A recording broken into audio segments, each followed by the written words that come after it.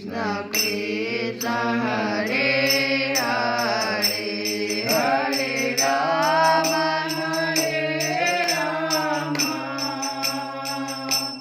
राम राम हरे हरे हरे कृष्ण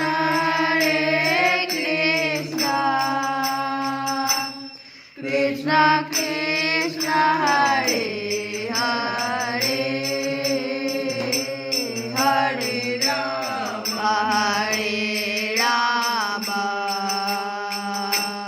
राम राम हरे हरे हरे कृष्ण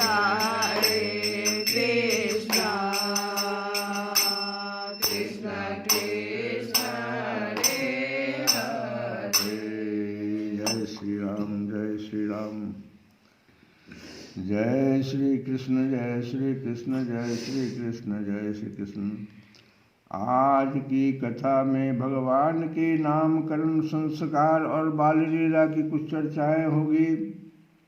श्री सुखदेव जी कहते हैं, परीक्षित, यदुवंशियों के कुल पुरोहित थे श्री गर्गाचार्य जी। वे बड़े तपस्वी थे।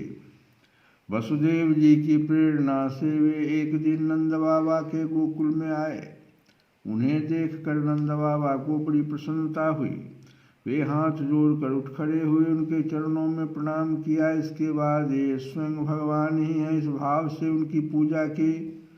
गुरुदेव दया करके मुझको अपना लेना, मैं शरण पड़ा तेरी, चरणों में जगह देना। तुम सुख के सागर हो, निर्धन के सहारे हो।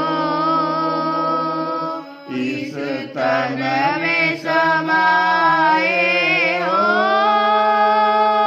मुझे प्राणों से प्यारे हो।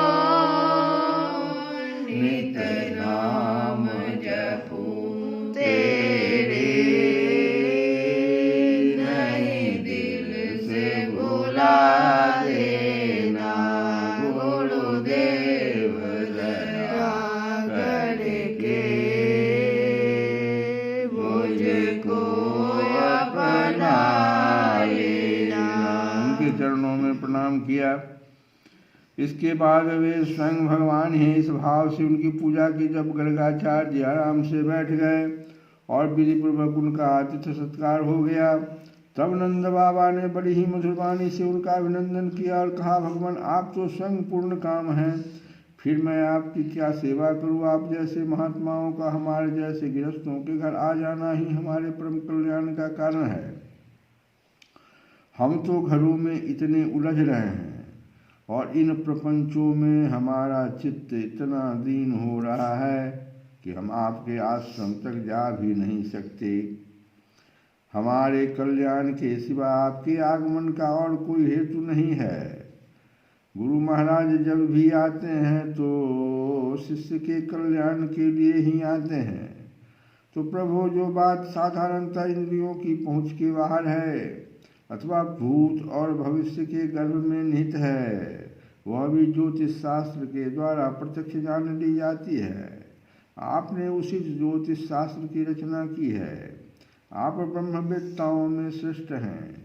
इसलिए मेरे इन दोनों बालकों का नामकरण आदि संस्कार आप ही कर दीजिए, क्योंकि ब्राह्मण जन्म से ही मनुष्य मात्र का गुरु है। ब्राह्मण जो होता है वह जन्म से ही मनुष्य मात्र का गुरु होता है। गर्गाचार्य जी ने कहा, नंद जी, मैं सब जगह यदुवंशियों के आचार्य के रूप में प्रसिद्ध हूँ।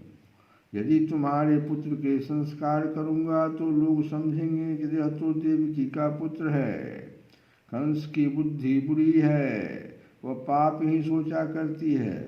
वसुदेव जी के साथ तुम्हारी बड़ी घनिष्ठ मित्रता है, जब से देवकी की कन्या से उसने यह बात सुनी है कि उसको मारने वाला और कहीं पैदा हो गया है, तब से वह यही सोचा करता है कि देवकी के 8वें गर्भ से कन्या का जन्म नहीं होना चाहिए।